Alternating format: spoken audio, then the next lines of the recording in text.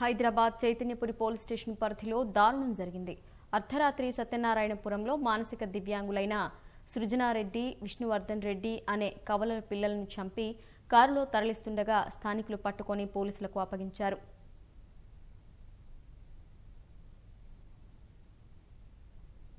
నేను అల్లారముద్దుగా పెంచుకున్నాను సార్. అందుకని నేను ఏం చెప్పలేదు. ప్లీజ్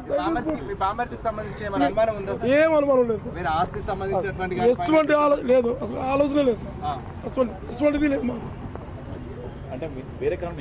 ఏం లేదు సార్. అది మీకే తెలియదు సార్. బాబా వాడికి తెలియదు. నేను ఇంకా మాట్లాడలేదు సార్. లోపలికి తీసుకెళ్ళలేదు. నేనేం పెట్టను సార్. అవసరం కూడా లేదు సార్. మీరు చెప్పేది ఎలా ఉందంటే నాకల్లా చంపాడు కదా.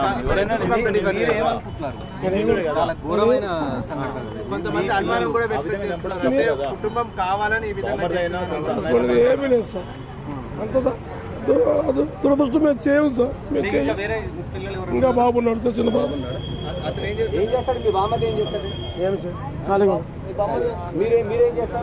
ప్రస్తుతము తండ్రి మర్చుకొని వచ్చాడు. ఆ తర్వాత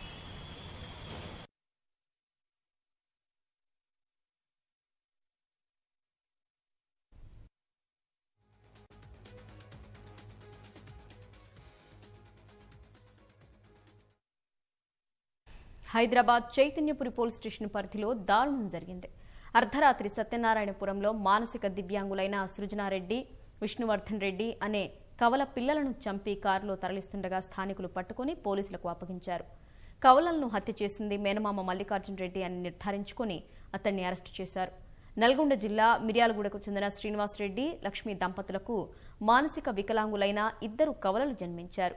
వారి ఆరోగ్య పరిస్థితి బాగాలేక అక్క పడుతున్న బాధను చూడలేకపోయిన మల్లికార్జున్ రెడ్డి పథకం ప్రకారం చిన్నారులను హైదరాబాద్ తీసుకువచ్చి వెంకట్రామిరెడ్డి అనే మిత్రుడి గదిలో ఉంచాడు.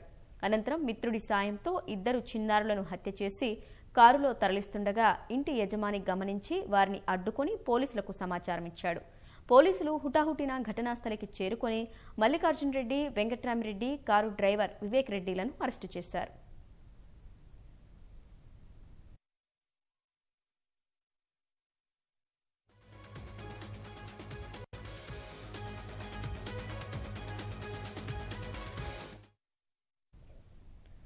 హైదరాబాద్ చైతన్యపురి పోలీస్ స్టేషన్ పరిధిలో దారుణం జరిగింది.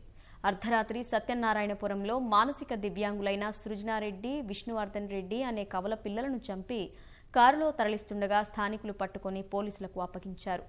కవలలను హత్య చేసింది మేనమామ మల్లికార్జున్ రెడ్డి అని నిర్ధారించుకొని అతన్ని అరెస్టు చేశారు.